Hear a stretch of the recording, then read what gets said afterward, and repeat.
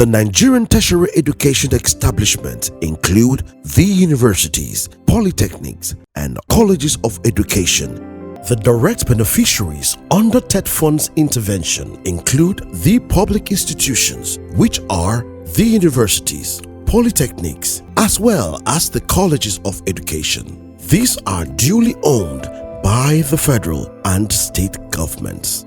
Today, TED Fund is steadily building and supporting these tertiary institutions amidst their enormous responsibility and tasks before it, especially considering the importance of tertiary education in nation building. Under the current dispensation, TED Fund is on the superhighway of actualizing ambitious and a robust agenda tailored out by its indefatigable Executive Secretary, most especially in his visionary journey that is aimed at repositioning and advancing TED Fund's mission to a greater height, in accordance with President Tinubu administration's renewed hope mantra.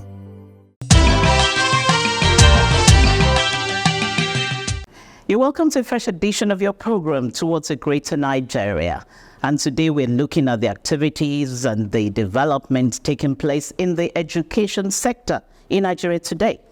Mr. President has said it several times that it is number one priority for him, because educate a nation, you are educating the world. And it's not surprising that he has put the right pegs in the right holes. Here we have the right person to head the education ministry in person of Professor Tahir Mamman, OON. And of course, we found that we've gotten the right person to be in charge of TED Fund in person of Architect Sonny Ichono. You're welcome. I have the pleasure of speaking with our own minister here this evening. You're welcome, Honorable Minister. Thank you. It's my pleasure. Same here too. What would you say the plans are for the development of tertiary education sector in Nigeria? What is your vision? What should we expect now that you're here, in line with the dictate of Mr. President? Yeah. Well, we want to thank our leader, the President of Nigeria, for finding me suitable, to man this most important ministry. Because education is the mother of all other professions derive their qualifications from what we do here. And secondly, education is what makes the society prosperous. Well, they are the ones who generate ideas for research, innovation, which is the very reason why societies make progress. So getting it right in education is imperative. It's a must. It has to be done. Imperative. Yes. And for us, interestingly, as you have said, I come with a background from tertiary education, and of course with a full knowledge of the workings of the pre-tertiary education system, and focuses specifically on the tertiary education. We want to see that sector give leadership in terms of the skills necessary for its graduates to be able to be employable. There are a lot of complaints out there that our graduates can't find jobs because they are not fit for purpose, and then it has been growing by leaps and bounds in very large numbers, but we have to focus on quality. We are going to challenge the universities and the regulatory bodies to continue to improve on what they are doing. Just for instance, actually, the Universities Commission rolled out what is called CCMAS, a new program for content in the university system, and benchmarking what are supposed to be. So that comprises about 70% of what universities will be doing. And then the 30% will be brought in by individual universities and lecturers. But we'll have to go beyond that. In other places, actually, they don't have that government prescribed benchmark. Universities strive for excellence. Universities strive to be innovators. Universities strive to be entrepreneurial, so that when people finish, it's not a question of looking for salary jobs. They become employers, as it were, employers of labor. So that's the challenge we are going to put across to the tertiary. That's the universities. But at that tertiary level, you also have polytechnics and colleges of education. But for some reason, we have not empowered them to a good level. In terms of equipment that they need, in terms of the equipment they need to train people. It's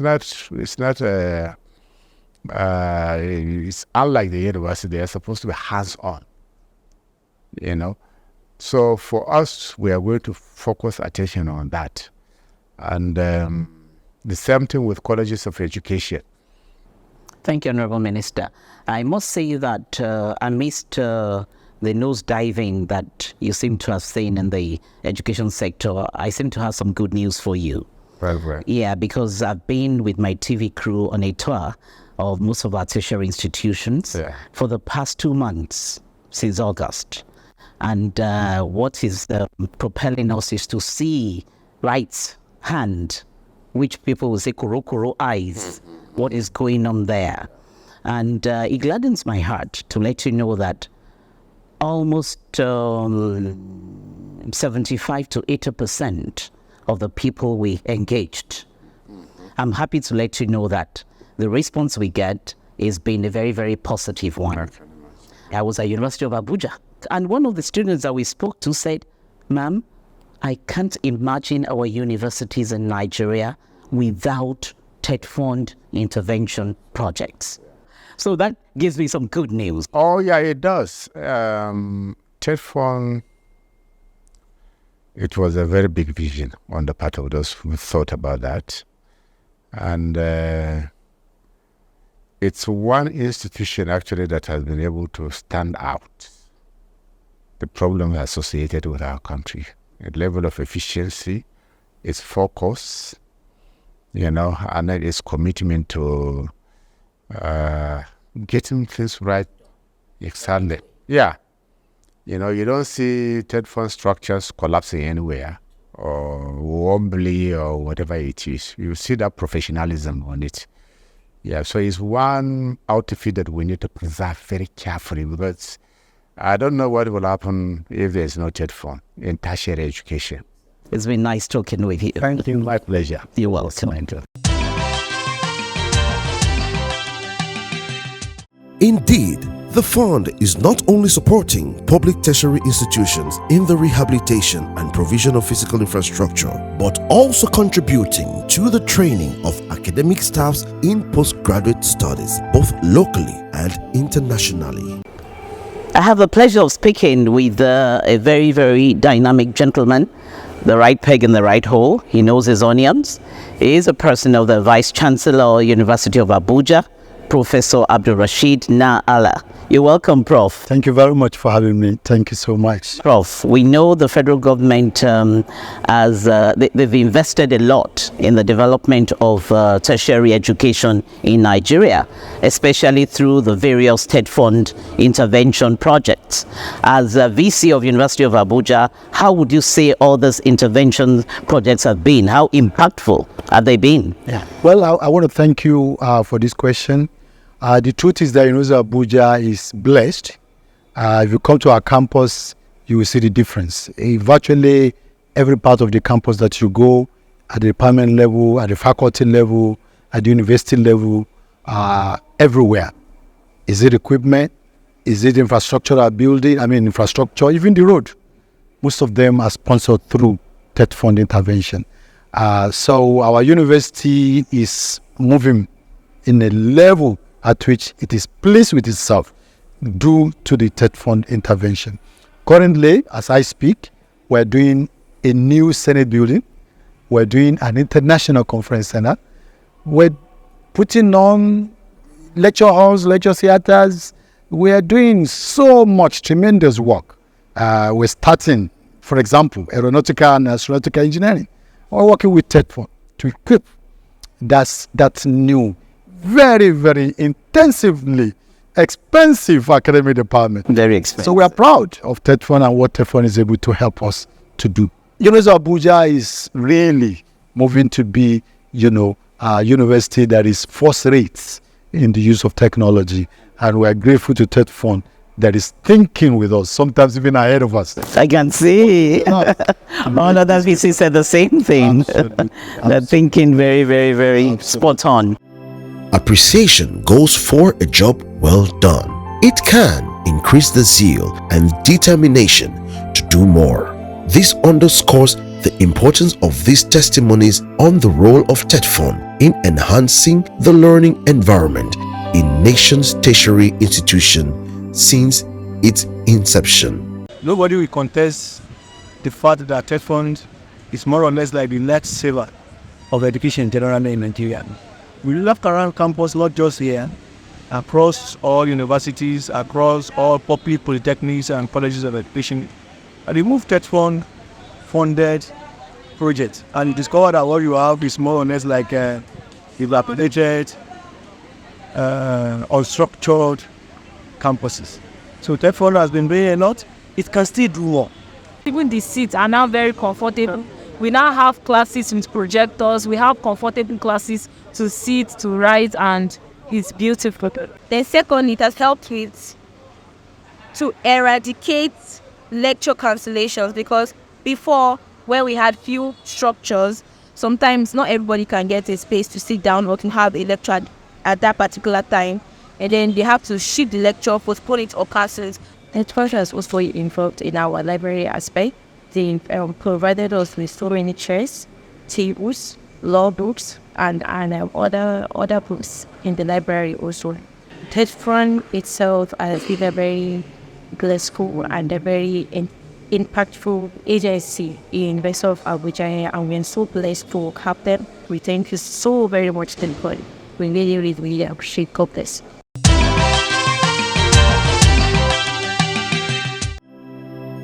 Within a period of 1.5 years, TETFund has fully repositioned its statutory mandate of realizing a culture of responsibility and transparency in its day-to-day interventions, especially witnessed in all its current initiatives, strategies, and project delivery.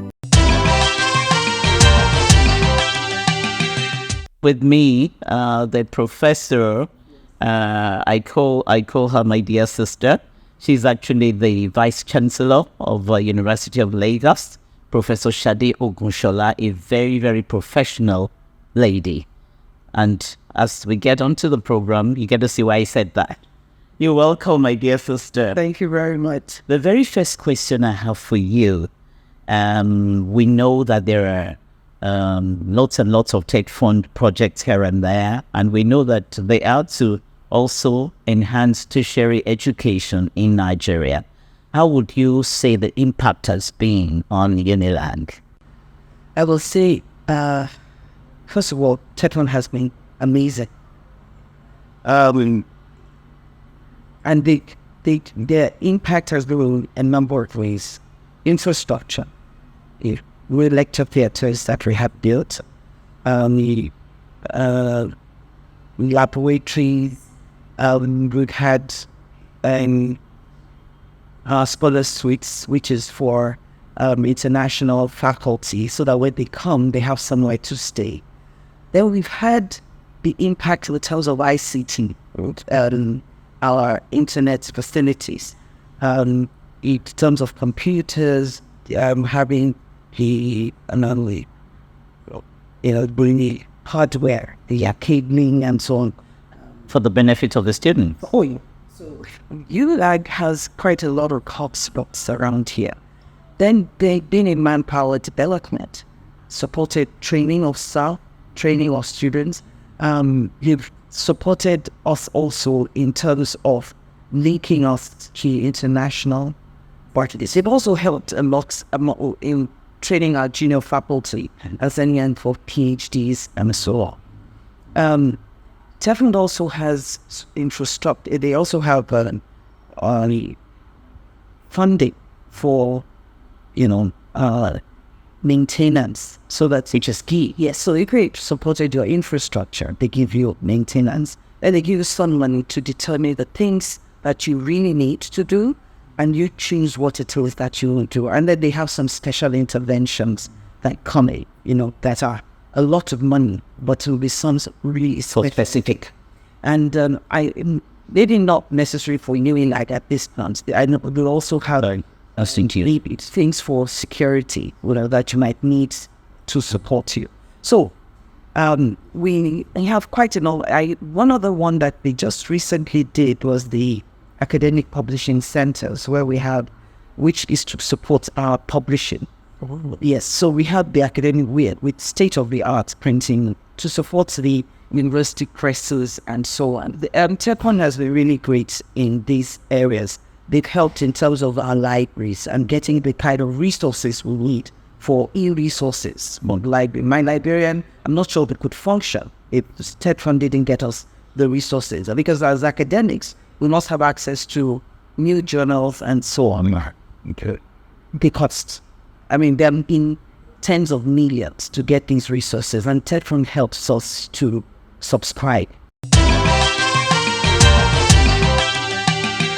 Tell us about the TEDFund intervention project. How well are they impacted? I can tell you straight to the point that TEDFund is all over me because I'm a direct beneficiary of TEDFund. As a creative artist? Yes, as a creative artist and as a very prominent, relevant member of this community, University of Lagos, and I have benefited from this project in such a way that it has taken me out of the country to go and study actually for my PhD.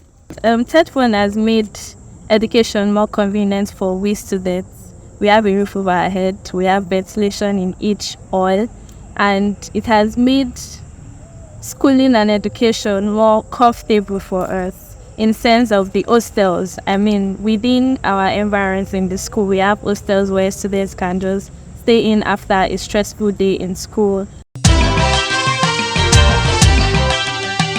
We're still looking at the Nigerian education sector. So it takes me now to the doors of the chief executive that has been doing this good job, and I have in person of architect Sunday Ichuno.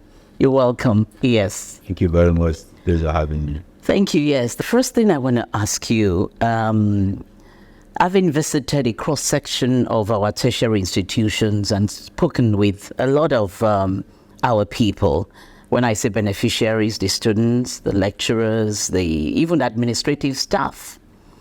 And my question to them had been, how would you quantify the impact, or what's your take on the impact of TEDFund in relation to the various intervention activities in the institutions?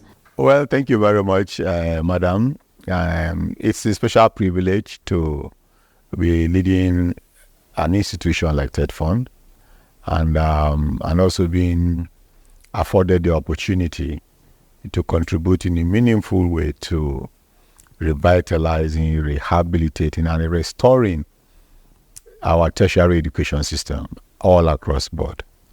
TEDFund was born out of crisis, and essentially it was in recognition of the level of decay that had occurred in our institutions, especially in terms of facilities and the morale of staff, in terms of also the quality of falling standard in education at the time. And since inception, we've had the privilege of reasonably good leadership and the support of several administrations, and there has been an incremental improvement.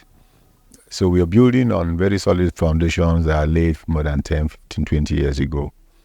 And we are trying to expand that to make it more relevant. For example, our first objective was to improve the quality of the structures we're putting on our campuses. Now we're moving to a different level.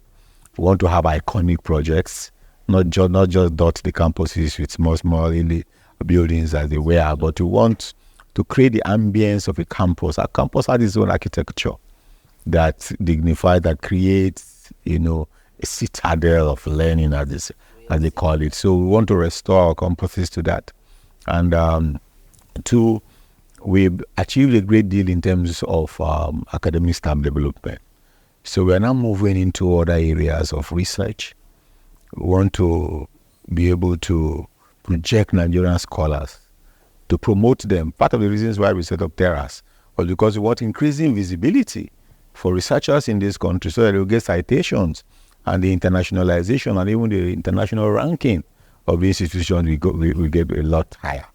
Because not only will we be able to now ensure that all theses done in this country are original works, because we have anti-plagiarism checkers incorporated, we are also going to ensure that they have access to all the resources that any other institution across the world will have.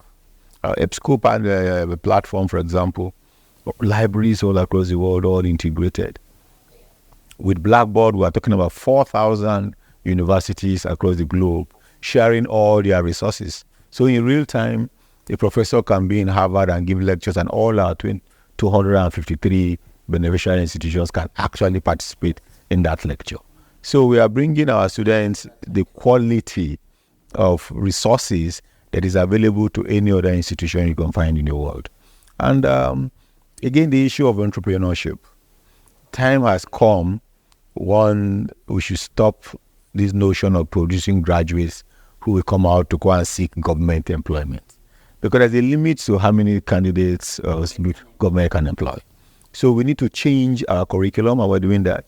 We need to promote linkages, we call it the triple helix, that government will create an environment where our academia and industry will have a very symbiotic, mutually reinforcing and beneficial relationships, where industries will take advantage of the product of research and even the personnel that are produced by our institutions, while they also contribute to this research work through endowments, through grants, and through partnerships.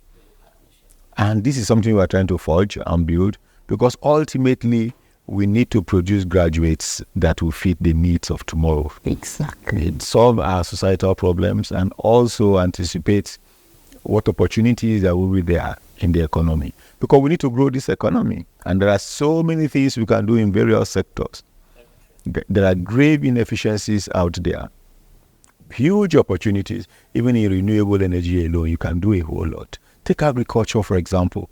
If a country like the US has only 5% of their population feeding the rest of the country and exporting huge agricultural products, why do we need 60% of our population engaged in agriculture? By the time we mechanize, by the time we commercialize our agriculture, improve yields across board, use simple tools and machines, and these have to be developed. This will create jobs. It will create value. By the time we adopt processing, why should we be exporting primary products 60 years after independence? It's not acceptable. Because it's the process of converting these raw materials into finished goods that creates employment, that creates value, and you can share that value and it will translate to shared prosperity for all. So we have a huge program on entrepreneurship, on employability. As I speak today, we have 2 different workshops happening simultaneously targeted at that. And I just went to address them today because we want everybody on board to ensure that we do the right things to grow this economy, and also ensure that the millions of young people in this country have opportunities of contributing their own quota. Let them join in creating wealth and let them be part of sharing in that wealth. Exactly. Interesting. It's good to hear you say all this. And hearing you talk is telling me the reform that is going on here. We wish you success. We'll come knocking on your doors again. Thank you very much. It is my pleasure. You're welcome. Thank you for joining us tonight. We'll be bringing you yet another segment focus on the education sector in Nigeria in a few weeks from now. So remain your anchor, Omotayo Omotusho, and don't forget the focus tonight at being on the tertiary education in Nigeria. God bless you. Have a good night rest.